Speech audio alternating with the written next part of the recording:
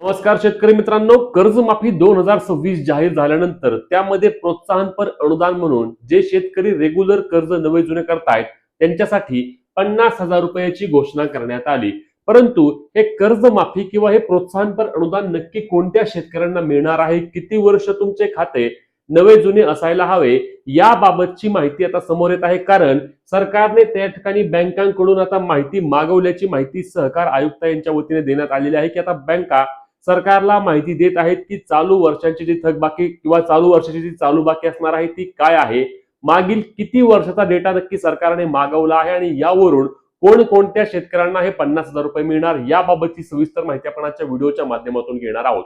तत्पूर्वी शेतकरी मित्रांनो, याबाबत एक महत्त्वाची बाब म्हणजे की जे बच्चू कडू आहेत ज्यांनी हे आंदोलन केलं होतं शेतकऱ्यांसाठी, त्यांनी 15 तारखेपर्यंत यामध्ये सुधार करण्यासाठी त्या ठिकाणी सरकारला सांगितलं आहे की जे तुम्ही हे 50,000 रुपये अनुदान देत आहात ते पुरेसे नाही, कमीत कमी तुम्ही 1.5 लाखांपर्यंत मुदत किंवा 1.5 लाख रुपये त्या ठिकाणी या शेतकऱ्यांना मदत केली पाहिजे। कारण यांनी देखील या मागील वर्षामध्ये जो नुकसान भरपाई झाली की जो अतिवृष्टी झाली होती आणि त्यामुळे या देखील शेतकऱ्यांचं मोठं नुकसान झालेलं आहे, म्हणून यांना देखील तुम्ही फक्त हे 50,000 रुपये अनुदान जर देत असाल तर यामध्ये मोठ्या प्रमाणामध्ये तफावत होत आहे। म्हणजेच जे शेतकरी ज्यांची कर्ज माफीमध्ये आता बसणार आहेत त्यांना 2 लाखांपर्यंत माफी मिळणार आणि जे रेग्युलर नवीन जुने करतायत इकडून तिकडून हात उसने पैसे घेत आहेत, शेतकरी काय असा फार मोठा नसतो, परंतु काय असतं की अनेक शेतकरी असतात की जे योग्य पद्धतीने प्रत्येक वर्षाला त्यांची तारीख आल्यानंतर त्या ठिकाणी कर्ज नवे जुने करत असतात। मग त्यांनी सोसायटीमधून कर्ज घेतलेला असू द्या, जिल्हा मध्यवर्ती बँका असू द्या, राष्ट्रीयकृत बँका असू द्या,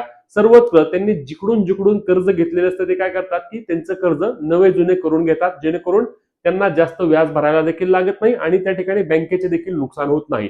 मग दरवर्षी या शेतकऱ्यांवर अन्याय का होतोय असा देखील प्रश्न ते शेतकरी करत आहेत। कारण 2 लाखांपर्यंत तुम्ही कर्जमाफी करताय आणि प्रोत्साहनपर अनुदान म्हणून तुम्ही फक्त 50,000 रुपये देताय आणि त्यातही पात्रताला टाकताय, मग हा एक आमच्यावर मोठ्या प्रमाणावर अन्याय असल्याचे देखील या शेतकऱ्यांचं मत येत आहे। तुम्हाला देखील याबाबत काय वाटतं की जे शेतकरी नवे जुने रेग्युलर करतायत त्यांना देखील कर्जमाफी मिळावी किंवा त्यांना हे प्रोत्साहनपर अनुदान 1.5 लाख रुपयांपर्यंत देखील मिळावे का, हे तुम्ही कमेंट करून नक्कीच सांगू शकता। आता यामध्ये हे प्रोत्साहनपर अनुदान मिळण्यासाठी कोण पात्र असणार आहे तर याबाबतची माहिती आपण जाणून घेऊया।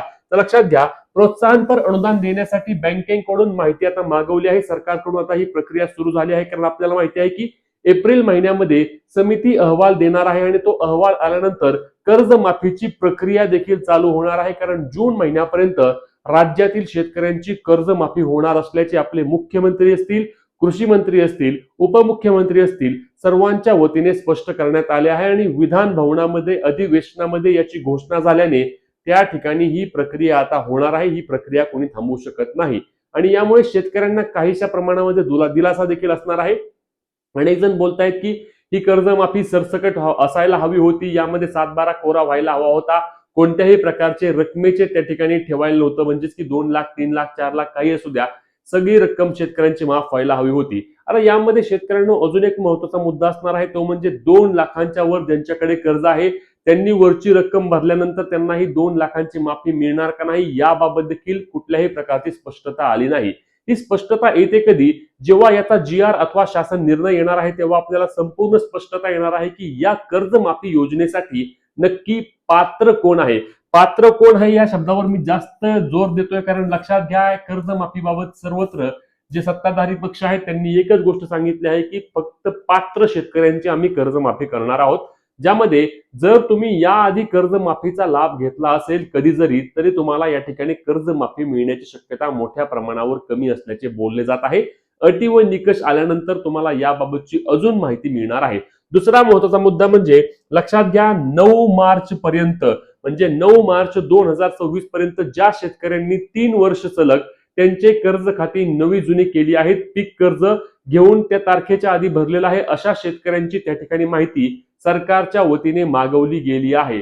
म्हणजे की सलग 3 वर्ष ज्या शेतकऱ्यांची नवं जुनं करतायत आणि 9 मार्च पर्यंत ज्या शेतकऱ्यांनी कर्ज नवं जुनं केलं आहे त्यांची यादी त्या ठिकाणी मागवल्याची माहिती मिळत आहे। आता सरकार ही संपूर्ण यादी पाहणार आहे आणि मग सरकार यामध्ये निकष टाकेल की सलग 2 वर्ष नवं जुनं पाहिजे किंवा सलग 3 वर्ष नवं जुनं पाहिजे किंवा सलग 5 वर्ष देखील नवं जुनं पाहिजे, अशा संदर्भातील अटी देखील सरकार यामध्ये टाकण्याची मोठी शक्यता आहे। आणि या अटीमध्ये जे शेतकरी पात्र ठरतील त्याच शेतकऱ्यांना त्या ठिकाणी हे प्रोत्साहनपर अनुदान देखील मिळणार आहे. म्हणजे असं लक्षात घ्या, माझ्या लक्षात आलं की अनेक शेतकऱ्यांचं मत आहे की आम्ही आता या वर्षी कर्ज घेतलं होतं, नवं जुनं केले म्हणजे आम्हाला 50,000 रुपये मिळणार.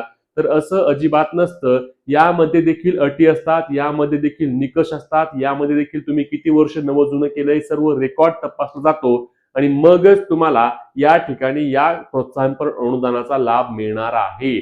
आता सरकार याबाबत डेटा गोळा करत आहे आणि डेटा गोळा करून मग सरकार ठरवणार आहे की नक्की किती वर्षाची त्या ठिकाणी मर्यादा ठेवायची.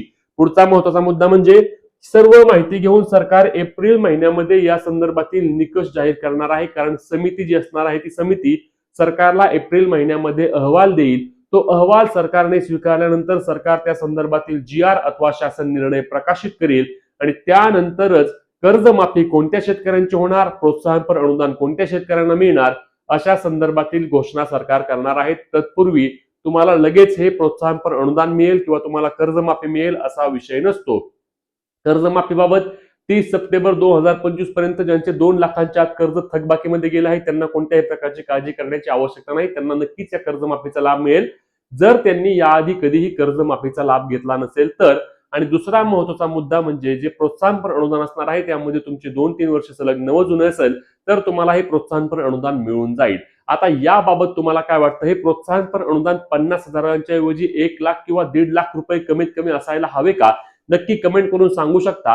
ही महत्वाची व्हिडिओ असणार आहे. जास्तीत जास्त शेतकरी बांधवांपर्यंत शेअर करून अशाच कामाच्या माहितीसाठी आणि हक्काच्या अपडेट सर्वात आधी सर्वात योग्य पद्धतीने मिळवण्यासाठी आपल्या चॅनलला सबस्क्राईब करून पेजला फॉलो करून घ्या. भेटूया पुढच्या व्हिडिओमध्ये. तोपर्यंत तुमचे जे काही प्रश्न असतील ते आम्हाला कमेंटच्या माध्यमातून नक्की विचारा. जय महाराष्ट्र.